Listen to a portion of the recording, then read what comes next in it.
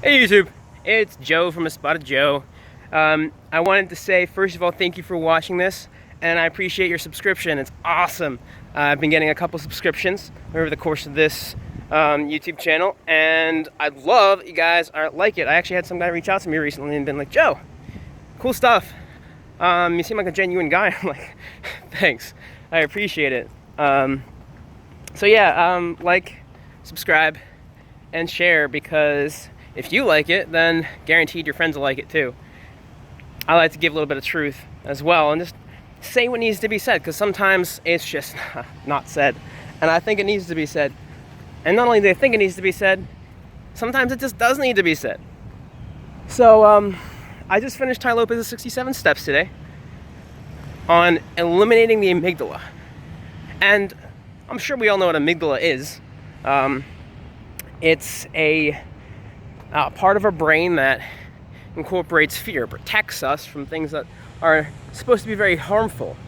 But you know what I just did? I ran.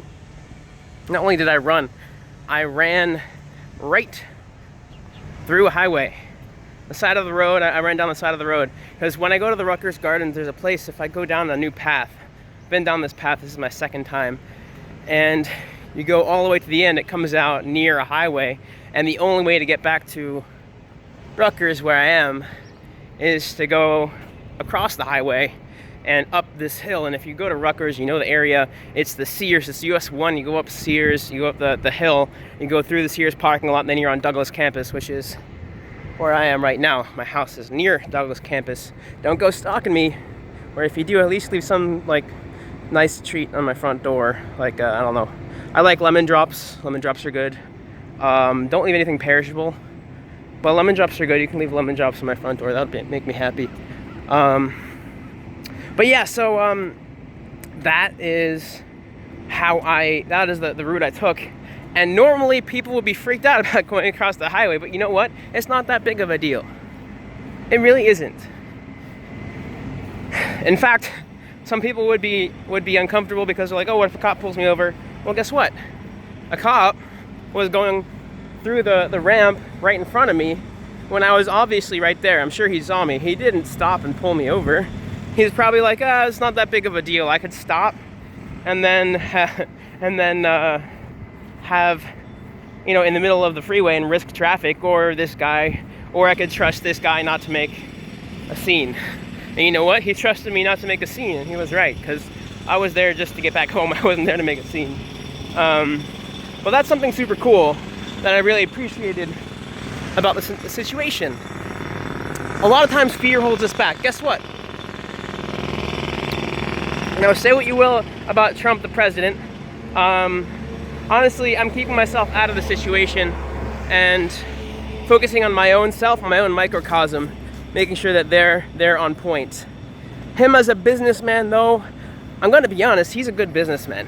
He knows what he's doing. And when it comes to, and I'm again, like, that's not a political statement about like who he is as a president. So I don't want any comments being like, oh, you're a Trump supporter. I don't really give a shit. I'm going to be traveling the world. He's not going to be my president while I'm like in Argentina. And then also, it just doesn't really matter that much to me who's in charge. I'm still going to be living the life the way I want it. Of course, you know, within reason. But, you know, you can't be a dick, but I don't want to be a dick, so I'll still be living the right life I want. That's a lot of the things that people get wrong. But he went $9.1 billion in debt so that he could buy a certain patch of real estate, and he didn't have the money. And he said that he looked at a homeless person and was like, that guy's $9 billion richer than me. It's kind of funny. It's kind of hilarious when you think about it. It's kind of fucked up. Then you go and you work.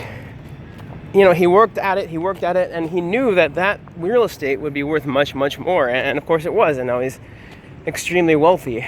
And normally people would be like, okay, well, I lost my week's paycheck, and then freak the fuck out over that because they're afraid that they lost the paycheck.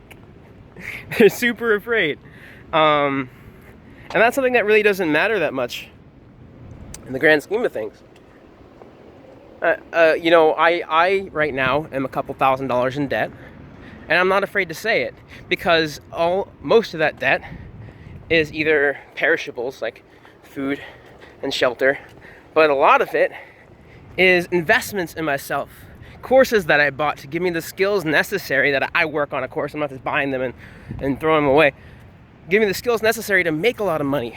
Give me the support necessary with my mentorship group to make a lot of money, to keep me accountable, to help me with my work ethic. That right there is the important part of being an entrepreneur, and just being a person in general, is willing to go through that state of uncomfortability to get to the paradise. It's the desert you have to go through to get to the oasis. Debt. Most people that are rich, and I'm quoting my mentor here, Matt Pocious. Shout out to Matt Pocious. Most people that are rich get broke about 3 times. And I'm about to go through my second time. Actually, in fact, I am in my second time. The thing is, a rich person understands money as abundant. And the thing is, you can't be in a mindset where there's not enough money in this world. Meaning that if you put yourself in debt, you have to understand that you'll get out of it. You don't have to go backwards, you have to go through it. And that's an important thing to realize when it comes to anything, really. You can't fear its loss, because a lot of times the fear creates it. Now, there are things you should fear, like you should fear a car hitting you on the freeway, like I did, of course. And I still say freeway because I'm from California, but these aren't freeways. Trust me, these are not freeways. But I still say freeway.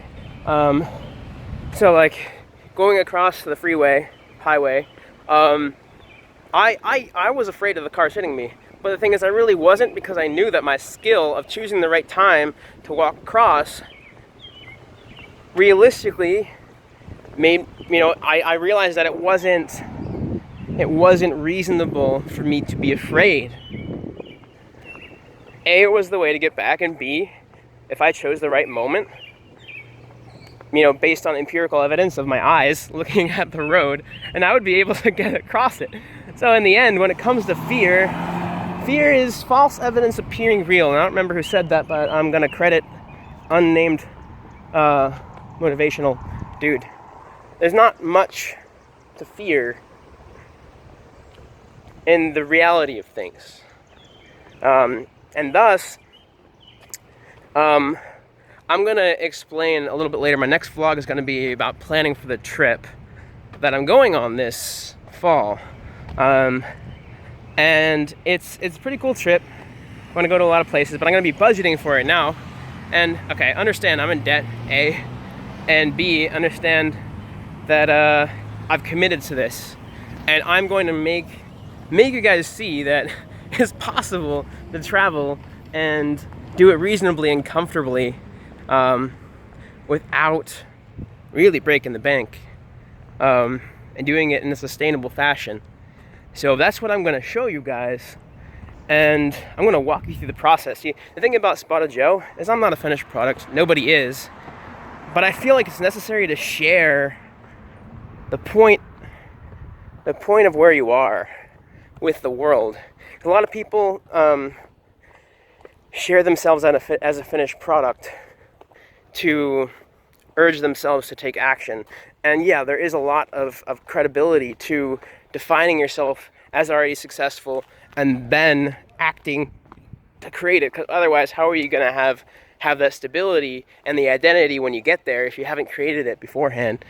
That's a very reasonable thing to suggest. And I want to show you that my journey on getting there, and to show you that yes, I've committed to this, and I identify as somebody who's already succeeded, but at the same time I want to show you the process. And I'm going to let you go, 'cause I'm at my house now, and I'm going to say sayonara.